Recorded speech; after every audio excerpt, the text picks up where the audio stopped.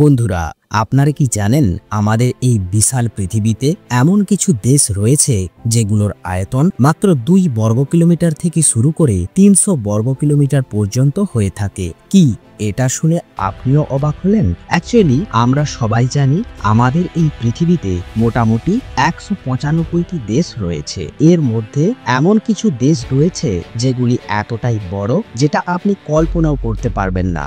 মানে এগুলি কয়েকটি দেশের সমান জায়গা দখল করে রেখেছে। বন্ধুরা, আবার কিছু দেশ আছে যেগুলো ভারতের মধ্যে থাকা শহরগুলোর থেকেও অনেক ছোট।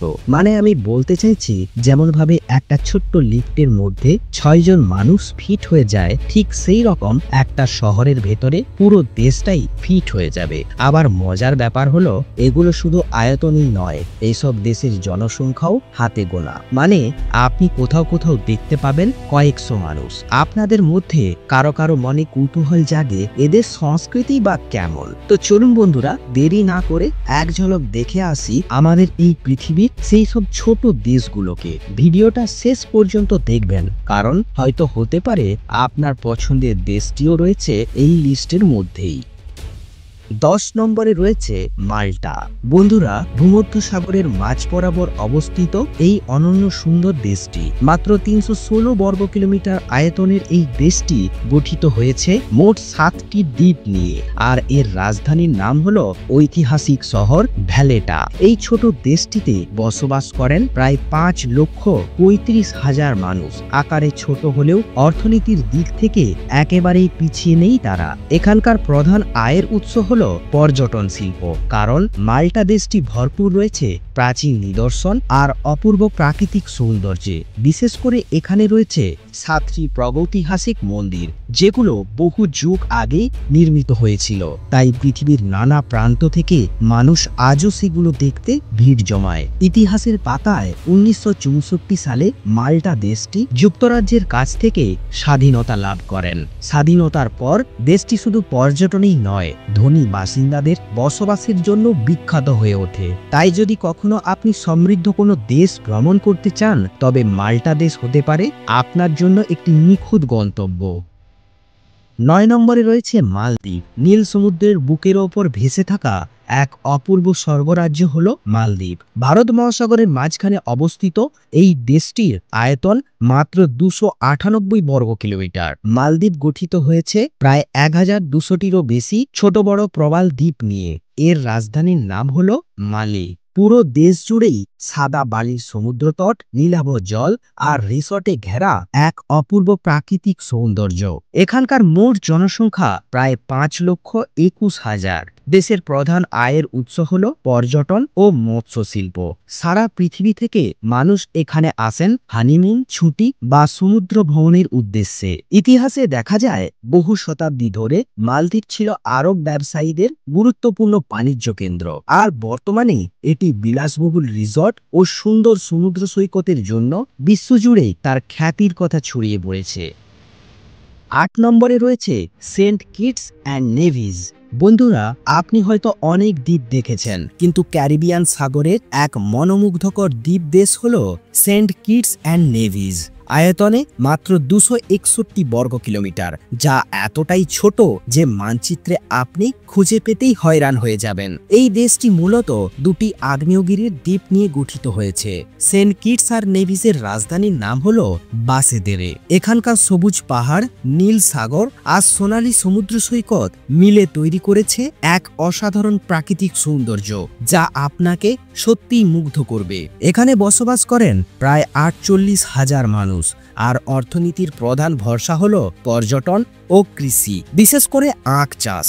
ছোট আকারের হলেও দেশটি ধনী ভ্রমণকারীদের কাছে এক লুকানো স্বর্গরাজ্য।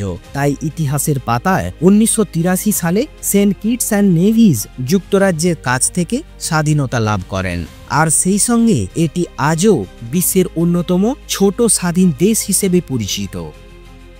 7 নম্বরে রয়েছে মার্শাল আইল্যান্ড। প্রশান্ত মহাসাগরের মাঝখানে ছড়িয়ে থাকা এক অপূর্ব দ্বীপ দেশ হল মার্শাল আইল্যান্ড। এই দেশের মোট আয়তন মাত্র 181 বর্গ কিলোমিটার। দেশটি গঠিত হয়েছে প্রায় 1200টিরও বেশি ছোট ছোট দ্বীপ ও প্রবাল দ্বীপ নিয়ে। এর রাজধানীর নাম হল মাজুরো। নীল সমুদ্র, সাদা বালির সৈকত আর প্রাকৃতিক প্রবাল প্রাচীরের জন্য মার্শাল আইল্যান্ডকে বলা হয় সমুদ্র প্রেমিকদের এক স্বপ্ন রাজ্য। এখানে বসবাস করেন প্রায় 43,000 মানুষ। অর্থনীতির প্রধান ভরসা হল মৎস্য শিল্প, নারকেল চাষ ও সামুদ্রিক সম্পদ। তবে যুক্তরাজ্যের সাথেও এ দেশের ঘনিষ্ঠ সম্পর্ক রয়েছে, আর তার কারণ ইতিহাসে লুকিয়ে রয়েছে। দ্বিতীয় বিশ্বযুদ্ধের পর এক সময়ে এই দ্বীপগুলোতে যুক্তরাষ্ট্র পারমাণবিক পরীক্ষাও চালিয়েছিলেন, তাই আজও সেই ইতিহাসের চিহ্ন বহন করেছে এই দেশটি। তবুও বর্তমানে এটি একটি স্বাধীন রাষ্ট্র এবং ছোট হলেও নিজের পরিচয় নিয়ে এগিয়ে চলেছে। 6 নম্বরে রয়েছে লিচটেনস্টাইন। বলতে গেলে ইউরোপের হৃদয়ে অবস্থিত এক ক্ষুদ্র কিন্তু অত্যন্ত ধনী দেশ হল লিচটেনস্টাইন। আয়তনে মাত্র 160 বর্গ কিলোমিটার, আর এটি সুইজারল্যান্ড ও অস্ট্রিয়ার মাঝখানে স্যান্ডউইচের মতো আটকে আছে। এর রাজধানীর নাম হল ভাডুজ। সবুজ পাহাড়, তুষার ঢাকা আল্পস পর্বত আর দৃষ্টিনন্দন প্রাসাদ সবকিছু মিলিয়ে দেশটিকে তৈরি করেছে এক রূপকথার রাজ্যে। এখানে বসবাস করেন প্রায় 39,000 মানুষ। একটা কথা জেনে আপনিও অবাক হবেন যে এই দেশ এত ছোট হলেও লিচটেনস্টাইন বিশ্বের অন্যতম ধনী দেশগুলোর একটিতে পরিণত হয়েছে। এখানকার প্রধান আয়ের উৎস হল ব্যাংকিং, ফাইন্যান্স ও শিল্প কলকারখানা। তাছাড়া ট্যাক্স স্বর্গ হিসেবেও পরিচিত। এই দেশটিতে অনেক ধনী ব্যক্তিরা তাদের সম্পদ গচ্ছিত রাখেন। 1719 সালে এটি একটি স্বাধীন প্রিন্সিপালিটি হিসেবে প্রতিষ্ঠিত হয়েছিল, আর আজও এটি একটি সাংবিধানিক রাজতন্ত্র যেখানে রাজ পরিবারের প্রভাব বেশ শক্তিশালী। 5 নম্বরে রয়েছে সান মারিনো। ইউরোপের অন্যতম প্রাচীন রাষ্ট্র সান মারিনো আয়তনে মাত্র 61 বর্গ কিলোমিটার, যা ইতালির ভেতরেই অবস্থিত একটি ক্ষুদ্র স্বাধীন দেশ। এর রাজধানীর নাম হল সান মারিনো শহর। পাহাড়ের চূড়ায় গড়ে ওঠা এই দেশটি দেখতে যেন এক মধ্যযুগীয় দুর্গরাজ্য। পুরনো প্রাসাদ, টাওয়ার আর আঁকাবাঁকা রাস্তা সব মিলিয়ে এটি ইউরোপ ভ্রমণকারীদের কাছে এক আকর্ষণীয় গন্তব্য তৈরি করেছে। এখানে বসবাস করেন প্রায় 35,000 মানুষ। ছোট আকারের হলেও সান মারিনোকে বলা হয় বিশ্বের সবচেয়ে পুরনো প্রজাতন্ত্র, কারণ এটি প্রতিষ্ঠিত হয়েছিল খ্রিস্টাব্দ 301 সালে। ভাবতে পারেন এটি কতটা প্রাচীন। দেশটির প্রধান আয়ের উৎস হল পর্যটন শিল্প ও ব্যাংকিং ব্যবস্থা। প্রতি বছর লক্ষ লক্ষ পর্যটক এখানে আসেন এর ঐতিহাসিক সৌন্দর্য উপভোগ করতে।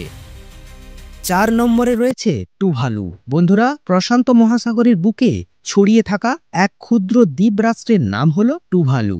আয়তনে মাত্র 26 বর্গ কিলোমিটার, যা পৃথিবীর অন্যতম ছোট দেশগুলোর একটি। এই দেশটি মূলত 9টি ছোট দ্বীপ নিয়ে গঠিত। এর রাজ্যের নাম হল ফুনাফুটি। সাদা বালির সৈকত, নারকেল গাছ আর নীলাভ সৈকতের কারণে এটি যেন প্রকৃতির আঁকা এক চমৎকার ছবি। এখানে বসবাস করেন প্রায় 11,000 মানুষ। তাদের জীবিকা মূলত নির্ভর করে মৎস্য শিকার ও বিদেশি সহায়তার উপর, তাই এখানে পর্যটন শিল্পও ধীরে ধীরে জনপ্রিয় হচ্ছে। কিন্তু টুভালুর সবচেয়ে বড় সমস্যা হল সমুদ্রপৃষ্ঠের উচ্চতা বৃদ্ধি। জলবায়ুর পরিবর্তনের কারণে দেশটি ভবিষ্যতে জলের নিচে তলিয়ে যেতে পারে এমন আশঙ্কা করেছেন বিজ্ঞানীরা। তবুও টুভালু আজও নিজের সংস্কৃতি, ঐতিহ্য আর প্রকৃতির সৌন্দর্য নিয়ে পৃথিবীর মানচিত্রে টিকে আছে। 3 নম্বরে রয়েছে নাউরু। প্রশান্ত মহাসাগরের আরও একটি ছোট দ্বীপ রাষ্ট্র রয়েছে যার নাম নাউরু। আয়তনে মাত্র 21 বর্গ কিলোমিটার, যা পৃথিবীর অন্যতম ক্ষুদ্রতম স্বাধীন দেশ। নাউরুর কোনো সরকারি রাজধানী নেই, তবে সবচেয়ে গুরুত্বপূর্ণ এলাকা হল ইরায়েন জেলা। এখানেই সরকারের প্রধান দপ্তরগুলো অবস্থিত। দেশটির মোট জনসংখ্যা প্রায় 10 থেকে 11,000। এক সময় নাউরু বিখ্যাত ছিল তাদের ফসফেট খনিজ সম্পদের জন্য। এত ছোট দেশ হওয়া সত্ত্বেও এই খনিজ রপ্তানি করে তারা এক সময় বিশ্বের অন্যতম ধনী দেশগুলোর মধ্যে চলে এসেছিল। কিন্তু আজ সেই খনিজ সম্পদ প্রায় শেষ হয়ে যাওয়ায় অর্থনীতি অনেকটাই দুর্বল হয়ে পড়েছে। তাই নাউরুকে বলা হয় বিশ্বের সবচেয়ে কম ভ্রমণকৃত দেশগুলোর একটি। পর্যটন হিসেবে এটি খুব বেশি জনপ্রিয় নয়। 2 নম্বরে রয়েছে মোনাকো। বন্ধুরা, ইউরোপের এক ক্ষুদ্র কিন্তু অত্যন্ত ধনী দেশ মোনাকো। আয়তনে মাত্র 2.0 বর্গ কিলোমিটার, যা বিশ্বের দ্বিতীয় ক্ষুদ্রতম দেশ হিসেবে পরিচিত। এর রাজধানীর নামও মোনাকো। ছোট হলেও এই দেশটি বিলাসবহুল রিসর্ট, ইয়ট ক্লাব, ক্যাসিনো এবং প্রাচীন প্রাসাদগুলোর জন্য বিশ্বজোড়া খ্যাতি লাভ করেছে। মোনাকোর মোট জনসংখ্যা প্রায় 38,000। অর্থনীতির প্রধান ভিত্তি হল ব্যাংকিং, পর্যটন এবং রিয়েল এস্টেট। সত্যি এমন এক ছোট আকারের দেশে এমন ধনী মানুষদের বসবাস দেখে আপনিও অবাক হবেন। এছাড়াও মোনাকো প্রিন্সিপালিটি দেশের রাজ পরিবার, বিশ্বের সবচেয়ে পরিচিত রাজ পরিবারগুলোর মধ্যে একটি। সারা বছর পর্যটকরা মোনাকোর রেসিং ইভেন্ট ও সাগর তীরবর্তী বিলাসবহুল জীবন উপভোগ করতে এখানে আসেন। 1 নম্বরে রয়েছে ভাটিকান সিটি। বন্ধুরা, এবার আমরা পৌঁছেছি বিশ্বের সবচেয়ে ছোট স্বাধীন দেশে, যার নাম হলো ভাটিকান সিটি। আয়তনে মাত্র 0.44 বর্গ কিলোমিটার, অর্থাৎ একেবারেই নগরের মতো ছোট্ট একটা দেশ। ভাটিকান সিটির রাজধানী হলো নিজেই, অর্থাৎ ভাটিকান। এটি রোমান ক্যাথলিক চার্চের কেন্দ্র এবং পোপের বাসস্থান। এখানে বিশ্বের সবচেয়ে বড় ধর্মীয় এবং সাংস্কৃতিক নিদর্শন দেখতে পাওয়া যায়, যেমন Saint Peter's Basilica, Sistine Chapel ইত্যাদি। এখানে বসবাস করেন প্রায় 800 জন মানুষ, যার মধ্যে অনেকেই ধর্মীয় প্রতিনিধি। প্রতি বছর লক্ষ লক্ষ মানুষ ভ্রমণ করে এই ছোট্ট রাষ্ট্রে প্রার্থনা ও শিল্পকলা দেখার জন্য। ভাটিকান সিটি শুধু আয়তনে ছোট নয়, ইতিহাসেও অনেক প্রাচীন। খ্রিস্ট ধর্মের কেন্দ্র হিসেবেও এর প্রভাব বিশ্বজোড়া বিস্তৃত। তো বন্ধুরা, তোমাদের কাছে এই ছোট দেশগুলো কেমন লেগেছে অবশ্যই তা কমেন্টে জানাতে ভুলবেন না। আর হ্যাঁ, আজ যেসব দেশের কথা বললাম তার মধ্যে কোন দেশে আপনি সবচেয়ে বেশি ভ্রমণ করতে চান সেটাও কমেন্টে লিখে জানাবেন। আপনাদের মতামত পড়তে আমার সত্যি অনেক ভালো লাগে। ভিডিওটি যদি ভালো লেগে থাকে তবে বন্ধুদের সঙ্গে শেয়ার করুন আর চ্যানেলটি সাবস্ক্রাইব করতে ভুলবেন না। সামনে আরো অনেক চমকপ্রদ আর মজার ভিডিও আসছে। তাহলে আজকের মতো এখানেই শেষ করছি। আবার দেখা হবে একেবারে নতুন আর রোমাঞ্চকর একটি ভিডিওতে। ততক্ষণ পর্যন্ত ভালো থাকুন, সুস্থ থাকুন। ধন্যবাদ সবাইকে।